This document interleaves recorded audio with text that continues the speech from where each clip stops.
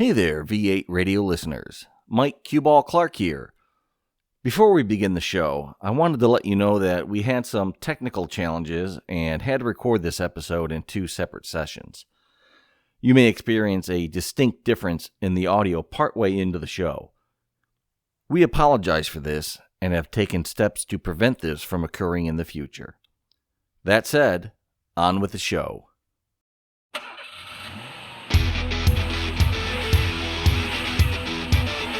All right, friends and automotive enthusiasts from all the way around the planet Earth, look what you did. Look what you did. You started yet another Truvai episode of V8 Radio, Kevin. Truvai? Truvai. Yes, sir. It means a lucky find. Oh, well, how about that? It is kind of a lucky find. I dig that. Right? I thought so. I'm your host, Kevin Oeste, joined, as always, by our esteemed co-host, Mr. Mike Cueball Clarke. And on today's episode, we've got a very special guest. Mr. Rick Lee has joined us from PTH Racing Oil, among some other things. Welcome, Rick. Well, thanks, guys. Glad to be here. You say that now. I'm glad to be here, too. This is a fun show. We always start these episodes off with an automotive trivia question. So when we have guests, because I'm a generous host, what we like to do is offer our guest the chance to ask his question first. And you'll ask Mike, you'll ask myself, but we'll hold the answer until the end of the show. Because although I'm a generous host, I'm also kind of a jerk, and I don't like to reveal the answer until the end. So, Rick, have you prepared a trivia question for our episode today? I think so, and hopefully it's one that stumps you. We'll see. So, in the 1966 Le Mans winning GT40, that transaxle was based on what transmission? Oh man.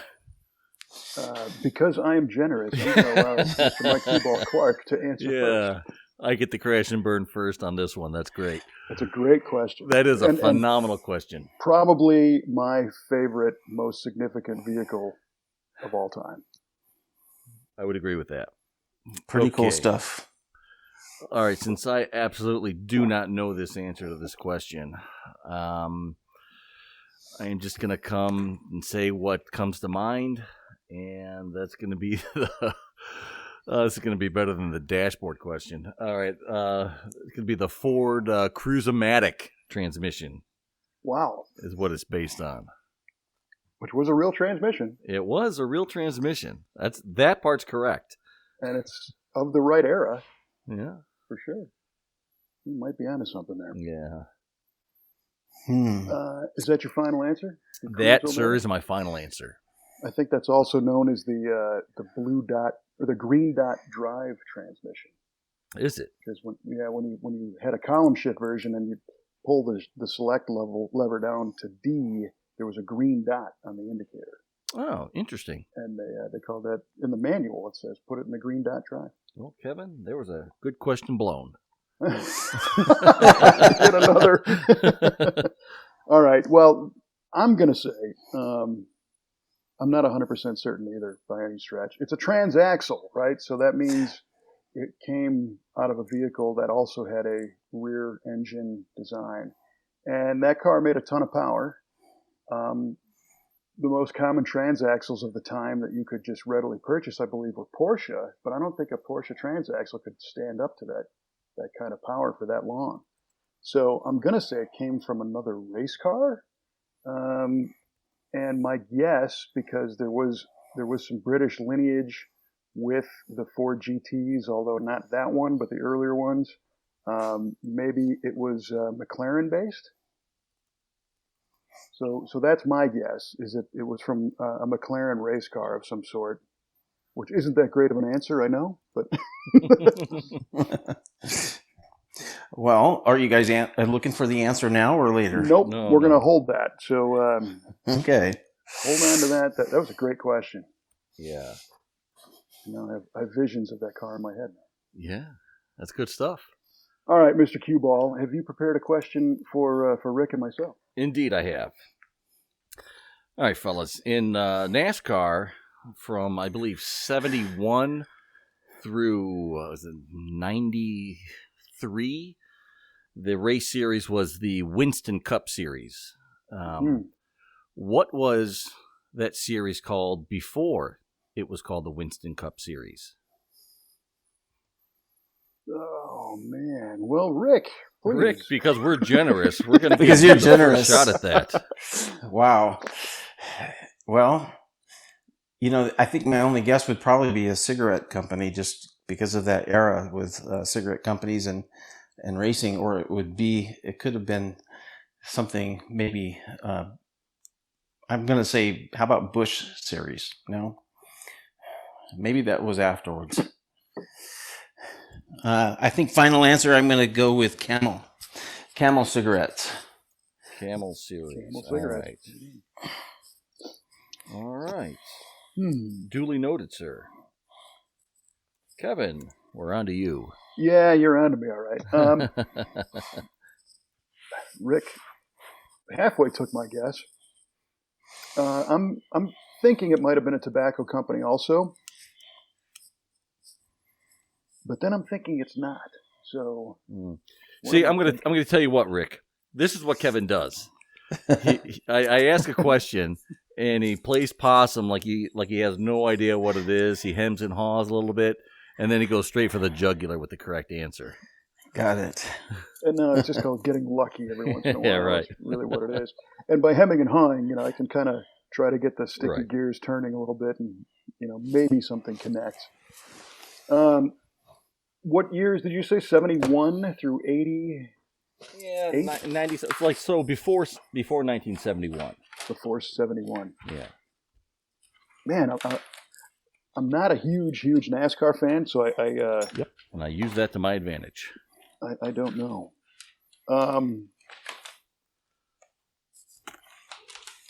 But I should know this. Wow. Thanks a lot, Mike. Sorry, Bob. Yeah. All right. Well, I'm going to say it was.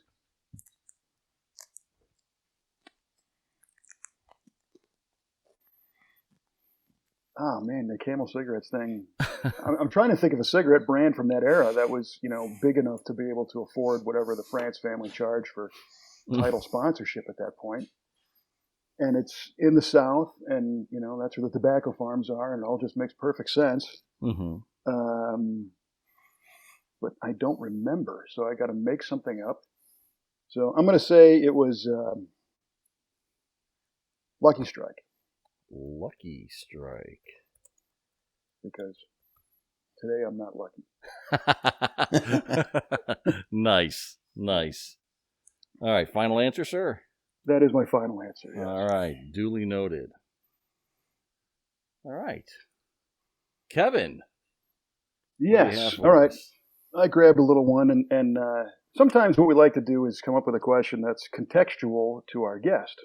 Uh-huh. And Mr. Lee has been in the oil industry for quite a long time, and I didn't think there's any trivia that I could throw at him that he wouldn't get about oil, right? So speaking with Trevor in our shop today, our lead technician, he suggested the idea of maybe sidestepping oil directly and do something kind of related to oil. And he gave me an idea, which I'm not going to use. I came up with a slightly different one. Because, you're the guy, Mike, that gets all the questions fed to you, and I come up with my own. That's true, I do. Full disclosure, this one was not fed to me. Oh, nice. Very nice. All right, so I will, I guess I'll pose this to Mr. Rick first. When was the engine oil filter invented? And the bonus is by who? Wow. That's a tough one. Probably the first guy with rocks in his oil. I'm sure it came out of necessity.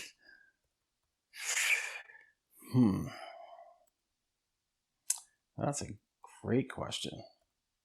Uh-huh. And who was it? The bonus is by who, yeah. And that could be company or individuals or whatnot, whatever. Wow. Wow, you got me there. Holy cow. Engine oil. I'm right there with you. Holy cow. Who is this Trevor guy? Well, I can take a stab at it, and I might think that it could be some let's guess. I'm gonna guess with Ford, because why don't I'm not really sure who that would be. Okay. So it's just a wild guess. Is let's just say the Ford Motor Company. Wild guess. Okay. And a time frame, when do you think? Because that was the primary question, is when was it invented, and the bonus is by who. But we'll say FOMOCO for the who. Yeah, and that's not right either. Shoot. Well, you guys have got me. So to make it more interesting, I'm guessing it. Let's just say in the 20s. In the 20s. Yeah. I have no idea. I get no points for this round, for sure. Well, see, the nice thing about this contest is there are no points anyway. and I win nothing. Right. Which is a big motivator. All right, so in the 20s, do you want to pick a particular year? You want to throw the dart? Yeah, no. Neither. I'm just going to fail on this one. Okay. Sorry, guys. No idea. Not a problem. 1920s. So the Ford Motor Company in the 1920s, which I guess I don't know if that would have been a rotunda filter at that point, if that was the Ford Parts brand at that early on, but duly noted. All Mike, right. you got a guess? Well, I have a guess, sure. Okay, so... You have a good guess? So when was the engine oil filter invented? Right. All right. I'm trying to picture engines in my mind that have filters on them, and I'm thinking of a flathead, but I don't visualize a flathead with a oil filter. So I'm assuming just a filter, not like a screw-on type filter or. Well, right. I mean, there was a variety a lot of different types of filters. Yeah. I think that would be a different question, is when is the screw-on oil filter invented? Yeah. So you blew another question there. Yeah, absolutely. That's what I do, Kev. So I'm going to say the engine oil filter came out in, I'm going to be specific and say 1929. 1929. And I'm Year of the big crash. Right. They needed to boost the economy there, so that's what they were doing. Yeah. Make your engine last longer. You can't afford to buy another one. Right, exactly. And I'm going to say it was invented by Quaker State Oil Company. Oh, an oil company, right? Yeah. Quaker State. Our friends in Pennsylvania. Mm-hmm. All right, 1929 Quaker State. Final answer? Final answer. All right. Well, good we got that over with so far. Man, 3 challenges. It's impressive. All right, Rick. So now we're going to get on to the actual show. These podcast players all have little fast forward things that let you click forward, like 15 seconds at a time. And I'm sure everybody's just pounding that thing now. So welcome to the show, my friend. And when we talked earlier, you and your partner are the guys behind PTH Racing Oil. And I thought somebody from a high-performance oil company would be a tremendous guest, because you know the deal. If you want to start a little controversy, throw something online that says, what's the best oil to use for blank? Right. Or I use this and it's the best oil, and wait for the firestorm. So tell me about PTH and where it came from and what's the story behind it, because it's pretty fascinating. Sure. My business partner, Thomas Kirkham, is the former vice president of Kirkham Motorsports. And, I met these guys, probably 25 years ago, he and his brother David. And I read about him in the Wall Street Journal, that these two young Mormon guys had converted a Cold War aircraft factory into the first U.S. based company. And so I was really pretty interested, and I had business to be in Provo, Utah, and so I stopped in to see their facility, and I was pretty impressed. I opened the door, and lo and behold, I see 25 aluminum body Cobras, from slab sides to 427s to 289 cars, and Awesome. I was just taken back, and they were making these for Carroll Shelby at the time, and they were under contract, and so at that particular time, I guess there was an influx of, well, the best way to say it is they hadn't been paid by Carroll Shelby for one or more of those cars. Mm-hmm. And I was super interested in owning one after about 5 seconds in front of them. So I became a customer of theirs, and then, became very good friends with the brothers. And then ultimately, Thomas and I started doing some rank amateur road racing at Larry Miller's racetrack that he built out in Twilla, Utah. He had let everybody in the community know that he was building a $120 million racetrack, and Tom and I thought, hey, what a perfect way for a bunch of out of shape older guys to have some fun. Mm-hmm. And he's the guy that owns the Utah Jazz, right? That's correct. I think, well, they may have sold it by now, but yeah, recently they've sold it, I understand. But he owned about 51 car dealerships, as well as a minor league baseball team and some media companies. And so I got a chance to know Larry through, racing out at the track. And owning a Kirkham Cobra. And I was pretty fortunate that, David and Thomas had invited me to shake out one of the cars they built on the racetrack, because they said, hey, you're the only guy that really is driving your car in competition that's one of our cars. And so, Tom, said, hey, you're the guy working in oil. What oil should we put in this engine? And, they were building an aluminum, billet block 427 and, on a CNC mill.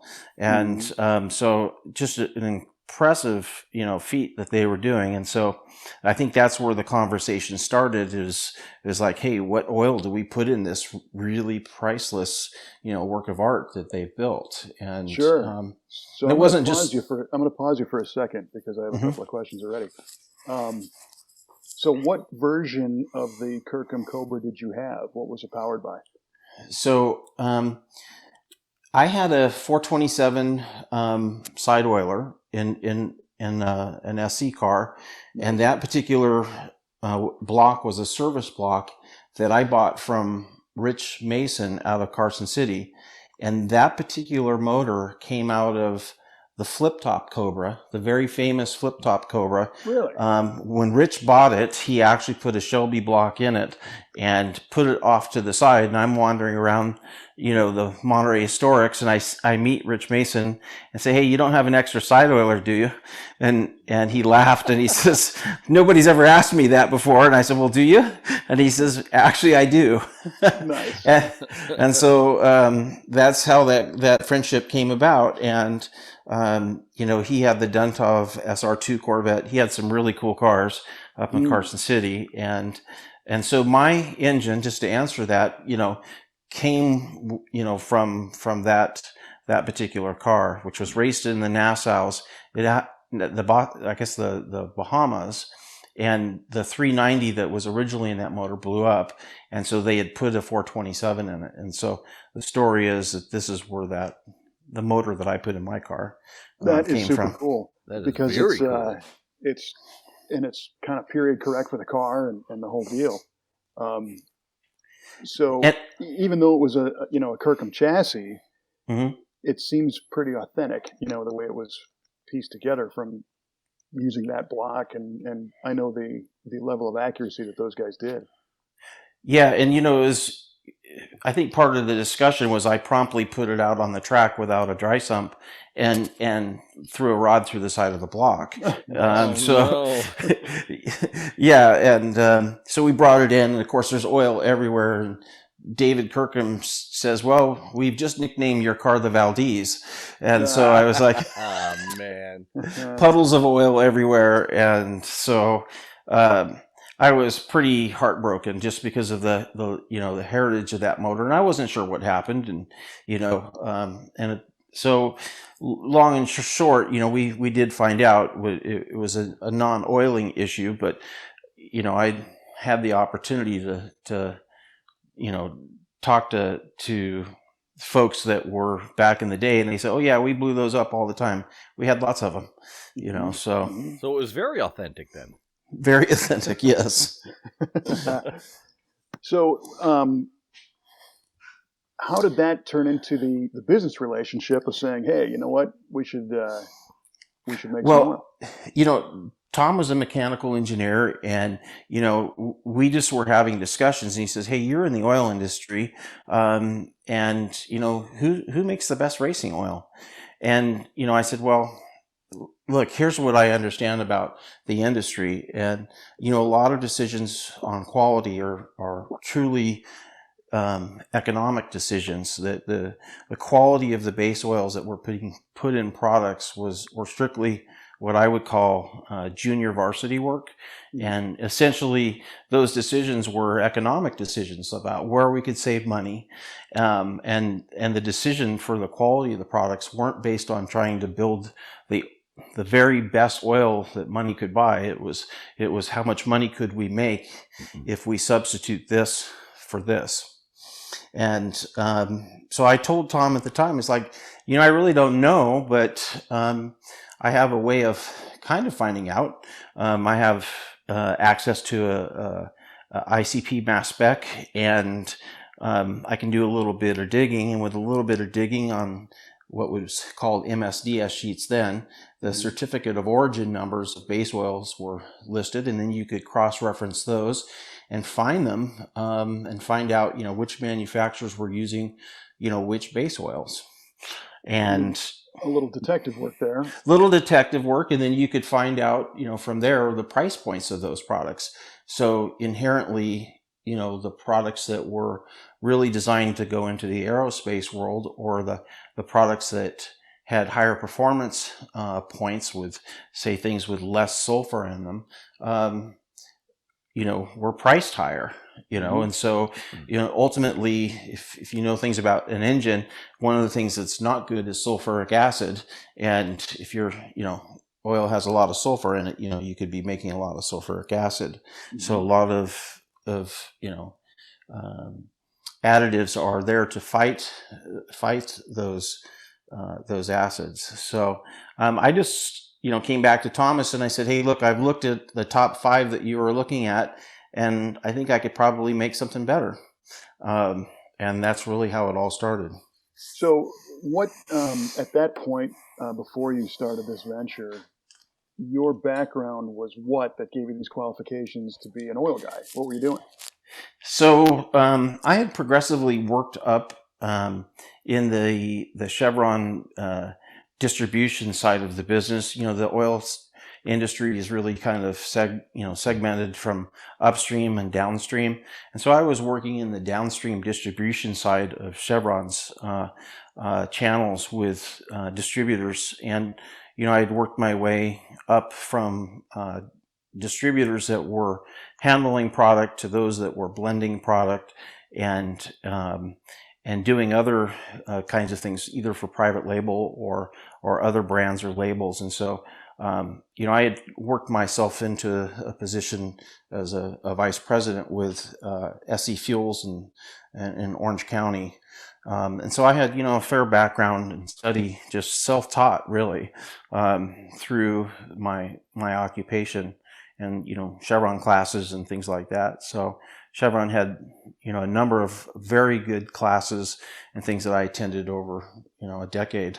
And, it led me to, trying to find what would be the very best materials to build the very best products. Sure. Yeah. So that's cool. So your daily routine was looking at the various availability of different base oils and additives and stuff, and you start to become familiar with all those and know what would go into a good product, right? And that's what you're able to kind of bring to the table. Yeah, for me, I knew that that certain base oils, certain brands of base oils were better performing than others in certain applications, and the price points were 3-4 times the cost of others. And so it's not a great business model to say, hey, we're gonna inventory the very most expensive products that we could possibly have and market it to a very niche market. Not really, something that the groups have done, although there's an awful lot of people in this space. When I started, there were probably 25 to 30, racing oil companies, and now they're over 50. So. Wow. Right on. Yeah. So, as we're talking, this is going to bounce around a little bit just because there are so many questions, and I'm sure Mike has some too. But my first question is, I'm assuming that in the race oil world, we're talking about synthetics, because you're mentioning the base oil, and that's the beginning of a synthetic product. Can you clarify for us what that really means, a base oil, and also what synthetic means? Because I think there's a lot of misunderstanding of, how an oil is made.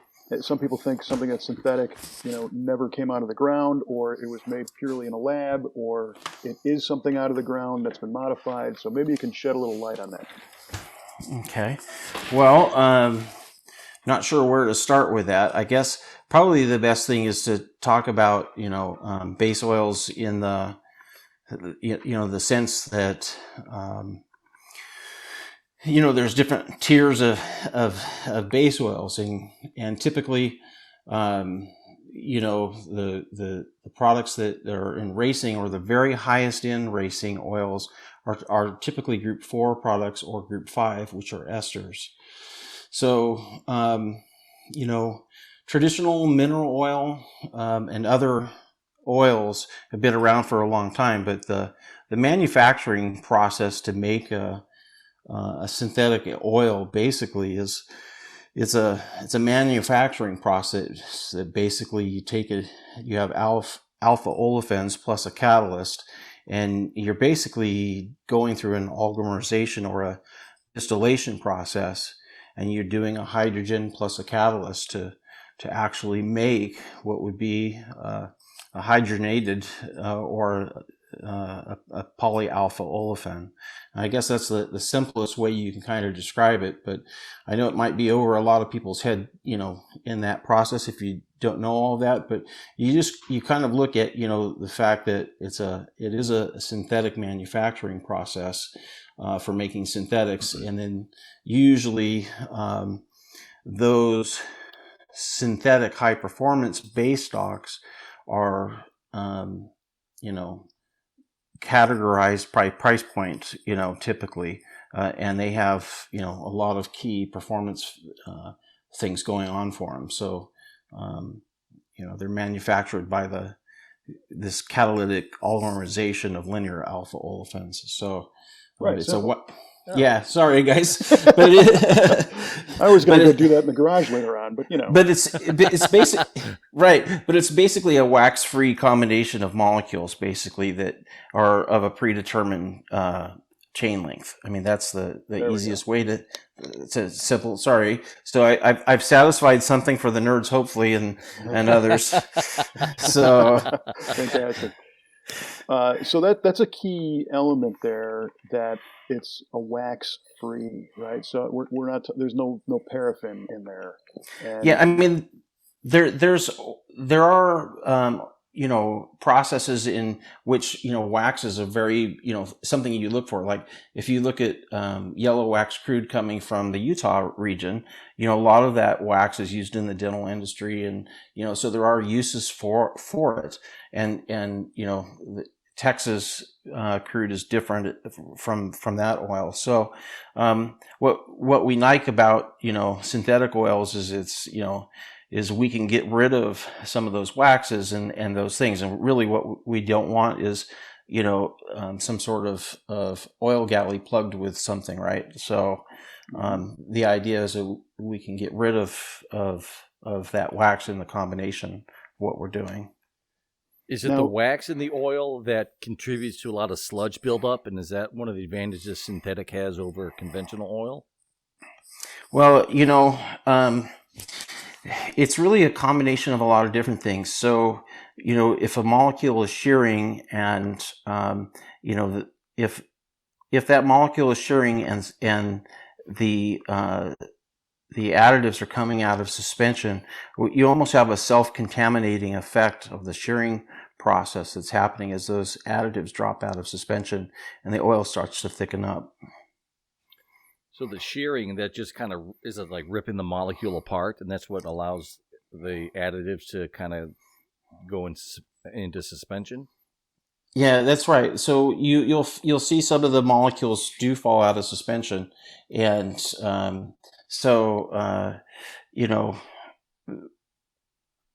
basically the performance advantage of a synthetic is typically you have a much wider range of operating temperatures. Usually the service life is extended, and you got some energy savings. So a lot of benefits to the a polyalpha olefin or a PAO.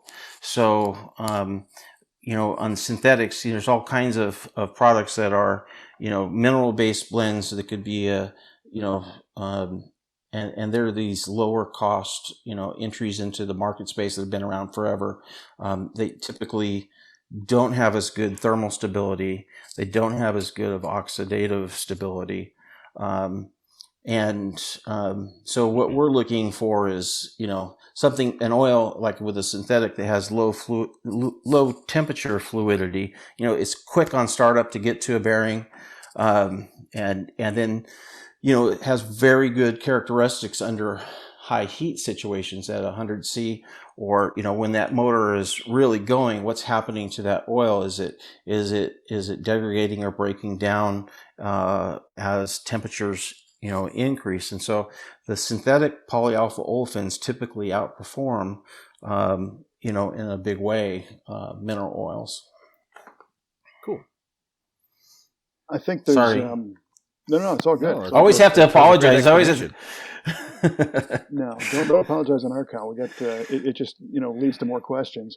So when you're talking about the acidity of a conventional oil, and the synthetics are resistant to that to a degree, and also the lack of the wax to build up, and your mention about economy. Those to me are great selling points for somebody who's going to use a synthetic in their daily driver Toyota Camry. But a race engine isn't. I mean, it's going to see a whole different set of abuse than starting up right. and not warming up to full temperature and idling around in traffic and all that kind of stuff. So, tell me what's different about a race oil versus a street level oil. Well, keep in mind that the additives are an important point in all of that. To fight the acidity, additives are used, right? And it's really about the proper balance of additives. So that word balance is super important. And for race engines in particular, especially those with flat tappet cams, what we're looking for is higher levels of zinc, phosphorus, phosphorus, to harden metals. But what you're really looking is to protect those mating surfaces of things. And so you're looking for an oil that one can stand up to temperature. And, that's the one thing that PTH, we've actually really focused on is trying to engineer and formulate so that our oil can withstand extreme operating conditions and high heat. And when I raced, just things happened, like, for whatever reason, you think that you just drop a hose or something like that, you know, and you lose all the water, and you bring the car in, and you know, we've had customers who've had that happen. You know, the engine is just absolutely so hot, the headers are crackling. I mean, just they really thought they burned the oil. They drop the pan and the oil's golden, and they say it doesn't smell burnt. What happened? And I think it attests to the use of very high end polyalpha olefins, and that particular does an awful lot to give you a robust, you know, oil that could withstand, you know, extreme conditions. Mm-hmm, mm-hmm. When you were bending my mind with the trivia question earlier, it made me think of you know, what oil did those guys run in Le Mans in 66 and 7, running a Ford 427 side oil, like just like what you did, and they didn't have this technology at that point. Well, you know, the technology was even different. Like in the 80s, Herb Adams built me a race car. You know, Matt, his son, and I went to high school together in Monterey, and so I had a little unfair advantage in the car world. I was actually poisoned at an early age. Learned suspension theory from Herb Adams himself. Yeah, you were poisoned by people that knew what they were talking about too, unlike Mike and I. Well, so they built me a car, you know, and I got to learn a lot from those folks, and obviously at a young age I was pretty impressed with racing and just got the bug, and you know, I tried synthetic oil in that period, and I put it in, and it leaked everywhere. It was all over the place, and I was really upset, and I was freaking out, you know, going, "Hey, what's wrong?" You know. But in those days, the products didn't have the esters that we do now, and you know, the esters make the seals swell in the engine. They're a detergent as well, and so, you know, I can put a higher performing, more modern chemistry solution into an old technology motor and not have some of the same issues that we had in the 80s. You know, I think this was in 84, 85, you know, that when that was going on. You know, you hit upon something interesting when you say you can run a modern synthetic in an older engine and not have the problems you did in the past. I read a lot about guys saying, don't run a synthetic in your classic muscle car or another vintage car because, God dang it, it's going to leak all over the place.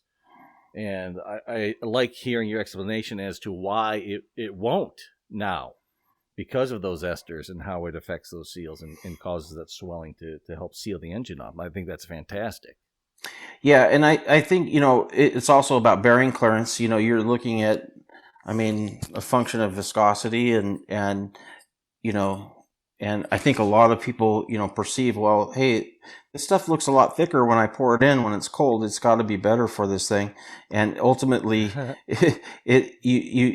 it's getting to the bearing slower at startup, right? Unless you have an AccuSump and you know you've pre-oiled your car and or preheated, and or you're, you know, when the car's really hot, the traditional mineral oil, its viscosity is not as good as synthetic oils. So viscosity index. So what I think, the, you know, modern chemistry has really come a long way in oil, and I think a lot of folks are still stuck, you know, on 1940s and 50s, you know, thinking through technology through all the way through the early 70s. Yeah, and that's really surprising to me that just how resistant so many people in the car hobby have been to modern oil technology. I mean, I can't tell you. You see people all the time. It's like, yeah, I'm going to build a 454 for my Chevelle, and I got it running, and I run 2050, and it's like, why? Right. Yeah. Well, you know, that's what you did. Well, you know, that's not necessarily good for the engine. Right. Mike and I've got a mutual friend named Paul, and Paul's an engineer with International Truck, and he kind of turned me onto synthetics many years ago because they were doing all kinds of testing at International because they wanted to get, you know, longevity and performance and economy out of their trucks. The farther a truck goes, the more money you make with it. So he was, we were discussing optimal oil pressure, right? And he said, yeah, you want to run a synthetic and you want to run the lightest viscosity you can that still, keeps the thing alive, because you're minimizing your parasitic loss of having to force that oil through everywhere. Mm-hmm. And like you're saying, on startup and everything else. And it's a little contrary to what a lot of people think. They think, a straight 30 weight SAE 30 or a 2050 is a high performance racing oil. And it's like, no, it's the other way around. You want your oil to move through that engine easy. Exactly. And you want to know what it's doing at really high temperatures. I mean, that's, our experience on, we've done a lot of testing, 4-ball wear, scar testing. We've done a lot of data on engine wear. And, what we've, really determined is that it's all about the molecules. And, a lot of us car guys were asleep through chemistry class, and that's the honest truth, and, we have to just look at it from a standpoint of saying, okay, well, if the oil pump is working not as hard, that's a good thing. And, we have, Paul Hasselgren, who was, engine builder of the year, 10 years running for, building, for Toyota and building Toyota Atlantic motors, and really, a force and pioneer in that sport. And, he's done a lot of testing for us, and, we kept moving viscosities down, farther and farther down, and making more and more power. And the reason we could do it is because the oil could hold up to it. And, it wasn't degrading. It wasn't, having the problems, that say a mineral oil might have of the period. Mm-hmm. Mm-hmm. And that is definitely the result of the more modern technology. And I guess it's until you experience that and understand it, oil is one of those things that you can't really see what's happening while it's running. So many people are still stuck on, kind of what they know. And those Toyota motors, he's building rev to, 10,500 RPM, Sure, yeah. And so, you start to look at the seriousness of a race motor that costs $50,000 to rebuild, and there's always a certain pucker factor. And I think a lot of times what people use is what the engine builder would recommend, because, they're at the mercy of the engine builder. But, that engine builder has probably been using the same oil for 10 years, and really isn't up on a lot of the latest chemistry or technology that's out there. So, we're about trying to educate a lot of the people in this field. Mm-hmm. So I'm currently in the middle of an engine rebuild on my, I have a 67 GTO, and I was, tossing the idea around about running a synthetic. And I think just from what you've told us earlier, it's kind of cemented that idea in my head. But how would I determine what proper viscosity oil that I should run in that? Well, it's really, it's based on your bearing clearances. I mean, typically, it's really, a brake chart basically, and working with your engine builder to determine, what the right viscosity is based on those bearing clearances. Okay. The good thing about Mike's Pontiac engine he's building is it is a roller cam. Thank goodness. Yeah, because as you know, Rick, there's a lot of problems with flat tappet cams flattening the cam. And the story that got out there was that in the 90s, when the oil makeup changed to protect catalytic converters, the zinc and some other additives came out of them, and metal on metal cam and lifter combinations started to take the hit. And then you throw in there that manufacturing changed because the OE wasn't using flat tappets anymore, and things were starting to come in from overseas and whatnot that weren't of the same quality, and now you got kind of a perfect storm.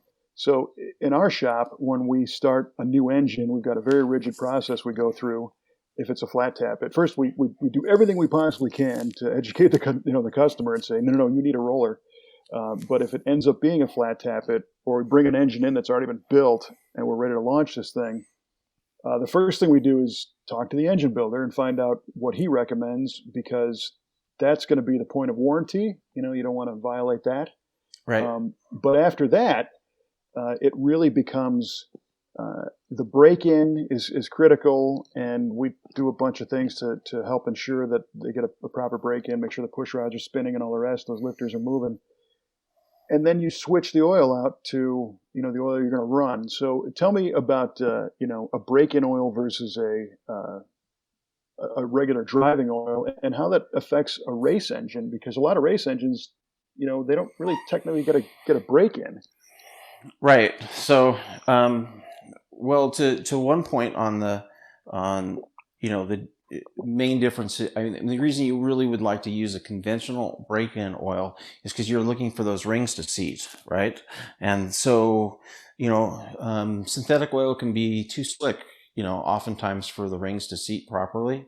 So, you know, you find that most break-in oil is a conventional oil that is what we would term in the oil industry as bright stock, and with a small additive package. So you know, pretty generic stuff, because really, you know, you've got a bunch of cam lube that you're mixing in. The main thing you're trying to do or achieve in this break-in is to get those rings to seat, right?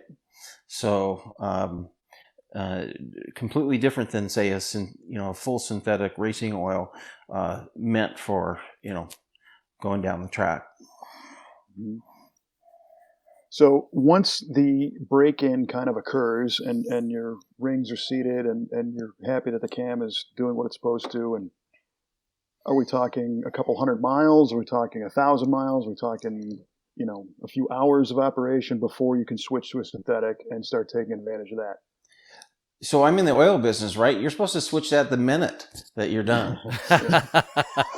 Right. Just dump it out. Change your oil weekly. And change your oil weekly. Every week, of course. Doesn't everybody? There's like a fair answer to that. Well, you know, it's interesting. We built, I don't really have a great answer to that, but I would dump it as soon as because you know you're going to have cam lube and other stuff in the oil. And, you know, you just spend a whole bunch of money, you know, building this motor, and, you know, break-in oil is $5 a quart. So, you know, I mean, it's for me, you know, it's typically run it in until, you know, your engine builder feels comfortable. I mean, always you're trying to, you know, use the experience that these engine builders have over many years of what works and what doesn't work for them. So, you know, we've got some of the best engine builders in the world who all disagree. Just like, but the one thing they do agree upon is that you want to use really high quality products. So, you know, that, you know, we have guys that, you know, typically with the race motors that get built and shipped, they dump the oil immediately to ship the motor dry. So, I mean, that's typically what most are doing. And then they ship, a lot of the engine builders ship the PTH oil inside the engine case with the motor to race teams or wherever it's going, and then they immediately put the oil in. Wow. So tell me about the variety of applications you can get in PTH. Well, you know, interestingly enough, we made 530 racing oil for all the Miata guys, and it turns out that Miata guys are a bit frugal, and so, you know, go figure. We're racing a Miata. I mean, go figure, right? Yeah, it's not, you know. So another one of the marketing decisions I can blame on Tom Kirkham. So, but we laugh about it. But the good news is that, you know, we had a spec Miata between the two of us when we were first starting out, and we actually put the oil in and didn't change it all season. We looked at the oil in the beginning, and it was clear on the dipstick, and we were like, wow, we've got to make some color on it, because neither of us could actually see the oil level on the dipstick. Sure. Yeah. And it wasn't oxidizing, it wasn't having all kinds of problems. So we said, hey, we're onto something here. And so to answer that question, we've bottled the 530, the 1040, and the 2050 in quart bottles. We sell break-in oil in 3 different viscosities, from 530 and 1550 and 1040. And we sell most of these other viscosities in larger 5-gallon pails to folks, at really pretty reasonable rates, where we're trying to save the environment. More on that later, but in reducing packaging and things like that. So one of the things I was hoping not to do was to see lots of bottles and boxes stuffed everywhere, from us making stuff. So, we do sell a lot of our viscosities, including gear oils, into 5-gallon pails and drums for a lot of shops. Mm-hmm. Well, when you touched on an interesting thing. So if you ran the Miata all season without the need to change the oil, there's a couple questions there. I mean, one, that probably was not a 10,000 RPM engine that was seeing insane temperatures, but it was 7,000 every shift, right? Yes. Yeah. Well, it was working hard. Yeah. Yeah. And one of the things that people sell about synthetics is the oil change interval is extended, and you demonstrated that by going all season. But how do you know that it's time? So this is the beauty of oil sampling, because you really don't know by looking at the oil. Looking at the color, looking at all those kinds of things. What really tells you, what's happening in that oil is an oil analysis and looking at the heavy metals that are in the oil. So, you're looking for bearing wear, you're looking for copper, you're looking for other metals, if a ring is got problems, but you're trying to establish a baseline. And then when you start to see one of those metals, really start to come away, then that's a particular problem. So, you could be looking at copper, or, you're looking at just a number of things. Yeah. And then you work backwards. So you say, all right, the last time I sampled my oil, I didn't have these elements, and now I do, which means the oil is starting to break down and not protect as much. Right, and you start to see spikes in those things. So now you get to make more informed decisions about what's happening in the motor, because it's really not about the oil; it's really about protecting the motor, right? Mm-hmm. You're not trying to protect the oil, right? Yeah. So remember, you're going to change it every week anyway. So.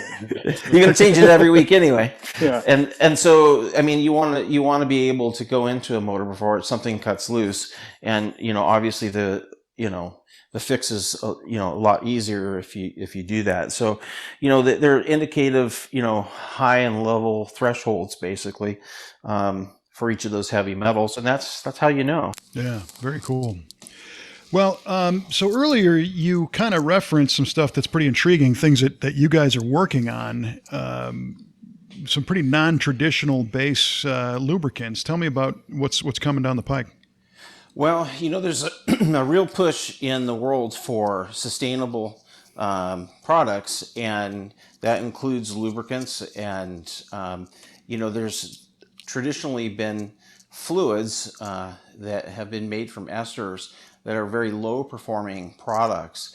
And, we have been working on new technologies with hydrocarbons in lubrications to be able to achieve a fluid that actually is not made from petroleum, but actually outperforms petroleum.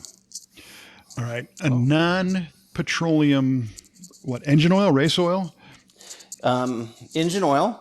And whether we go racing with it or not, I think that's determined on the ad package. But if we just talk in terms of base oils and what we can build from those base oils, what we're looking at is advances in molecular design and what we're able to do or able to synthesize in getting a molecule to be more robust, say, than a molecule from petroleum. This is pretty heady stuff. It's huge, is what it is. Can you imagine? It is huge. It is huge, and there's fantastic advances in modern chemistry that are happening right now, and we are at the forefront of this technology and looking at and being able to bring to market the world's best renewable fluids that actually outperform traditional petroleum. So in a car sense, for a street car, we classify performance in miles per gallon. In a race car, we signify that performance in its ability to operate at very extreme temperatures. Mm-hmm. Now, how distant is this? Is this stuff you're talking about today, or what are we looking at? It's here today. So we're in the process of doing field tests right now, and approvals and those kinds of things. So I would expect that we would have this product out on the industrial side, because on the industrial sides for lubrication fluids like hydraulic oils and turbine oils, this is pretty important work. And so our industrial side is doing that kind of work, and on the passenger car motor oil side of things, I would say that we are within 6 months of releasing product. Wow! Holy cow! If you need a test mule for some street driving, your good old friend the cue ball can help you out with that.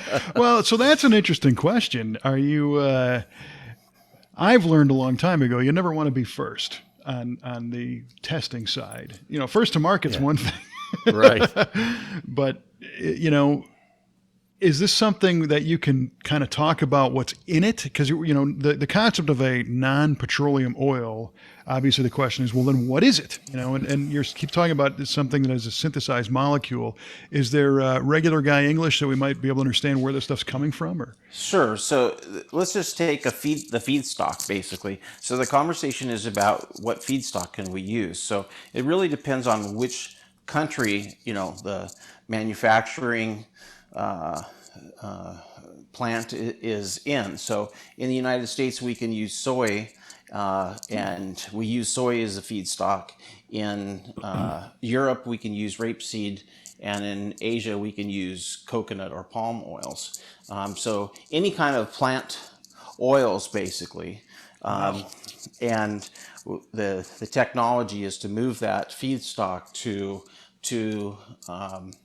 basically an entry point into the refining process, in which we can make that product. And it's really it's a hydrocarbon, so it's a very robust molecule, so we can do an awful lot with it. Who would have thought?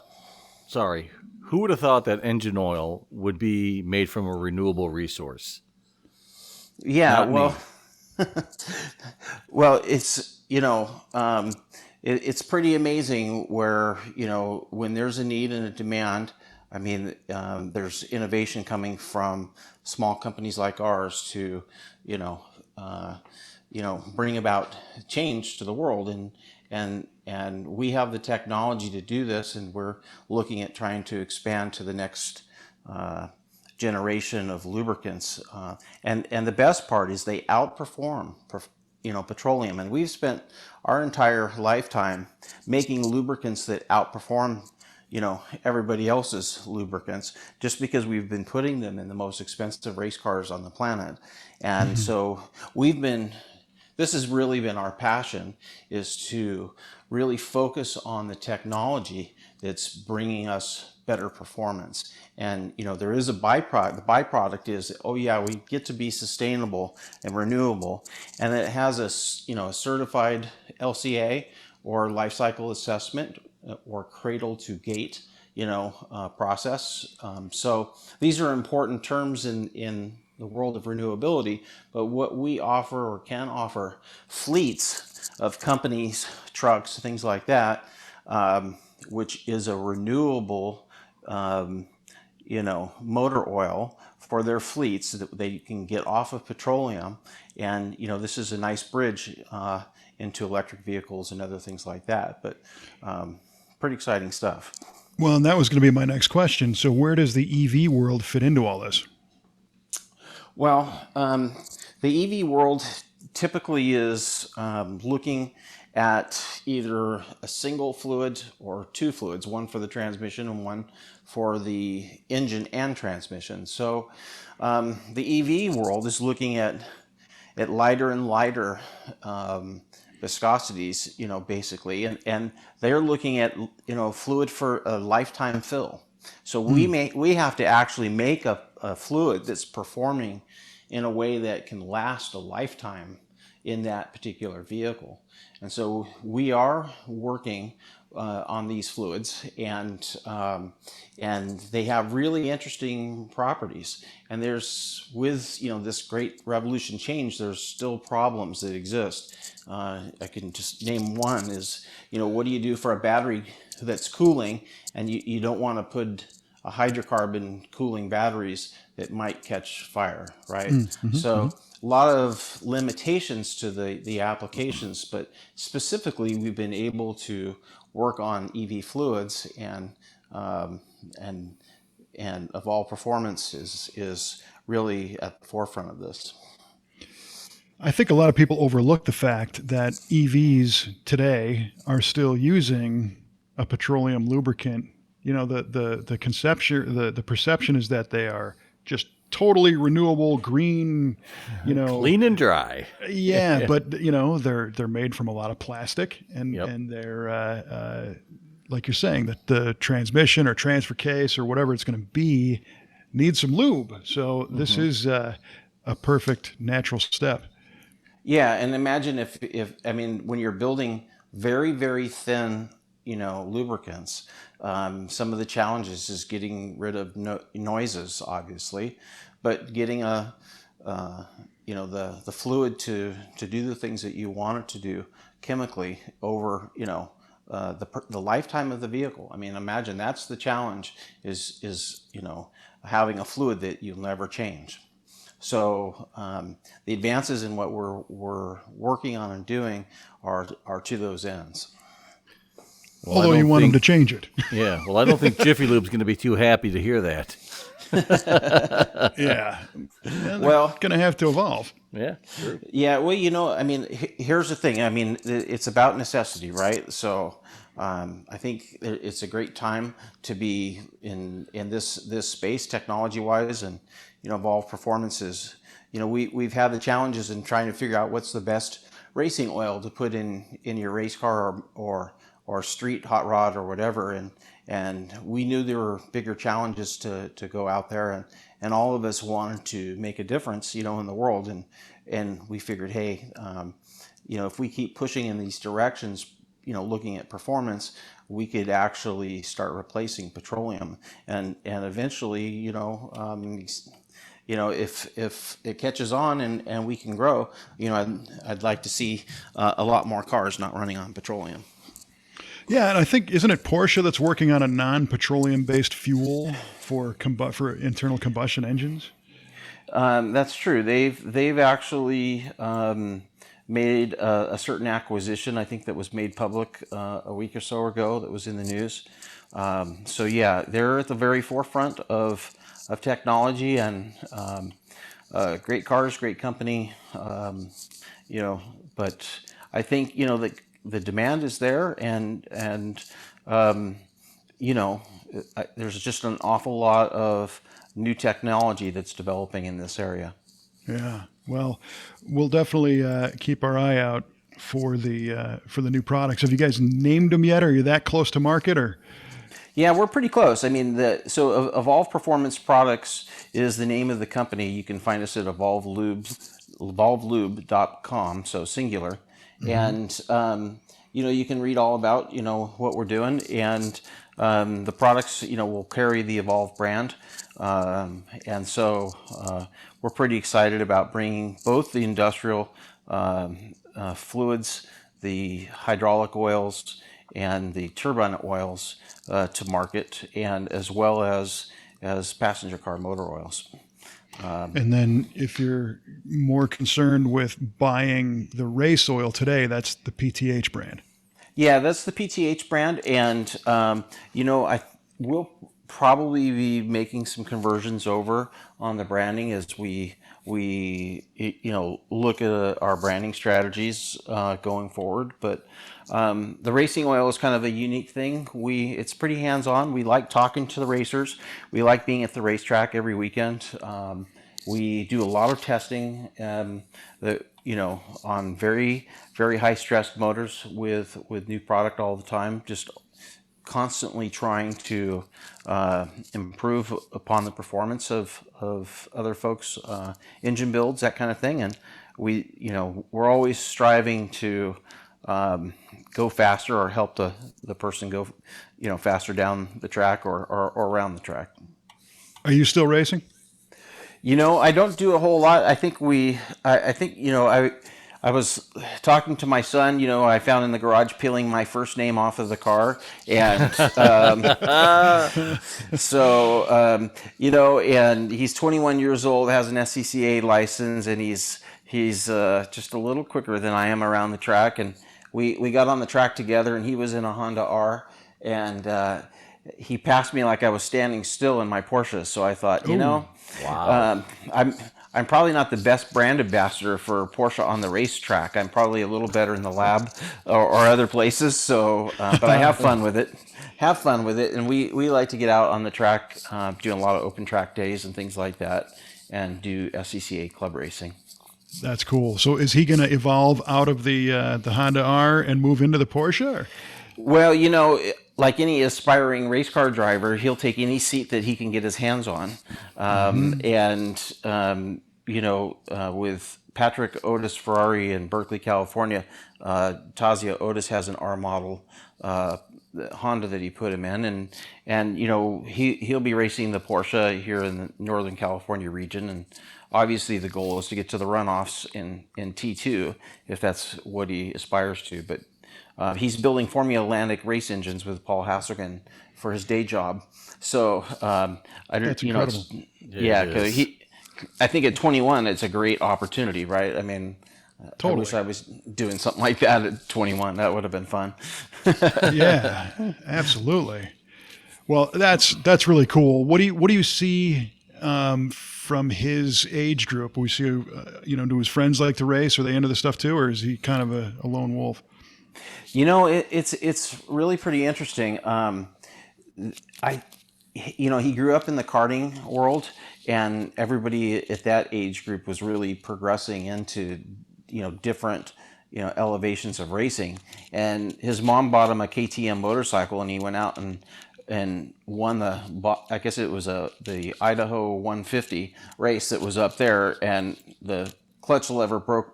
No, it was the gear shift lever broke off in third gear, and he did the whole race in third gear and did really well and won his class.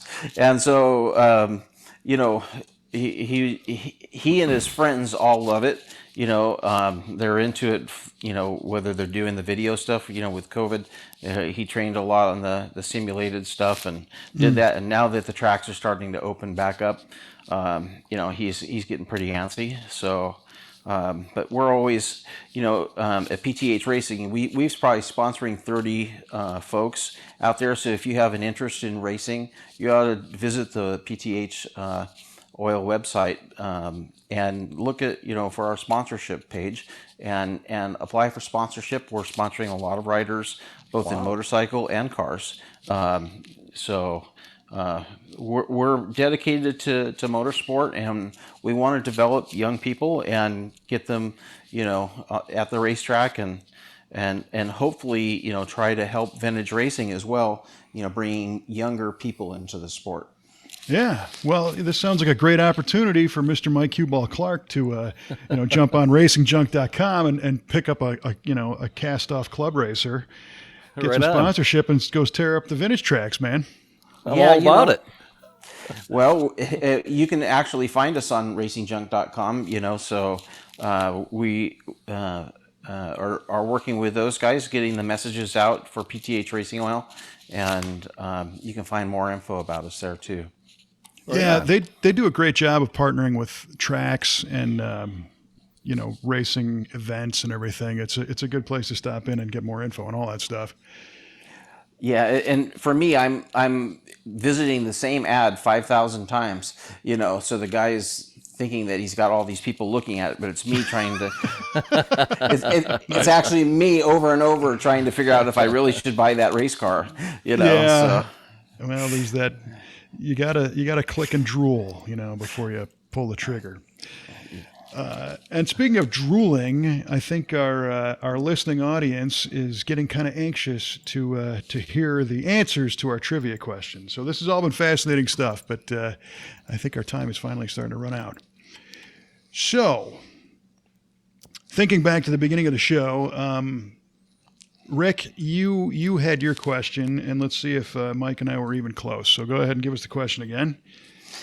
Okay, so what we were looking for, what was the transaxle for? Is that right? The transaxle for the 1966 Le Mans winning GT40 based on? Right, and I think I said it was McLaren based because of the kind of the British heritage tie-in. Yeah, and I said the old Ford Cruise-O-Matic. Right. So time to break some hearts. What do you got, Rick? Okay, so sorry to break your hearts, but it actually was the Ford top loader that was actually what that was based on. How about that? Yeah. At least I got the brand right. Yeah, I didn't even get that. So I guess the guts of the top loader got put into a custom transaxle housing of some sort for that car, I'm imagining? Yeah, I was under the impression, and that came from my business partner, Tom Kirkham, who basically, told us that was the design basically was taken from that 4-speed top loader. Awesome. So That's incredible. Yeah. So simple, but, so far away. Right. right, So Q, exotic, your yet question? so down to earth. Okay. All right, boys. I asked you, what was the NASCAR race series called before it was called the Winston Cup Series?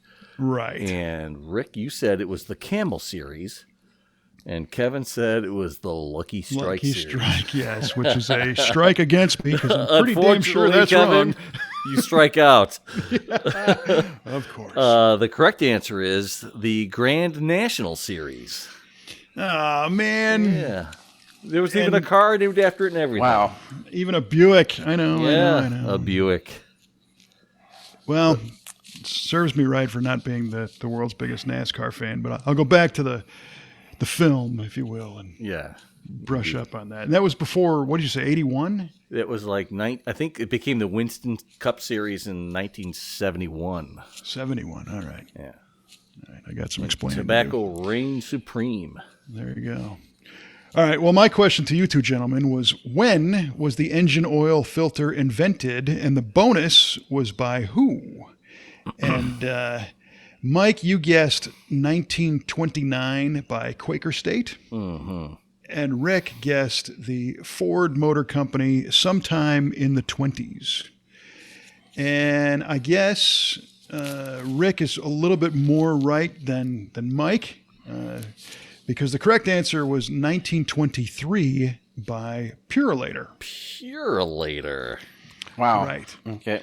And Purolator was actually a kind of a mashup of words that was short for Pure Oil Later, which I had no idea. Yeah. So, that's something to consider, keeping it contextual with our oil theme for here today on V8 Radio.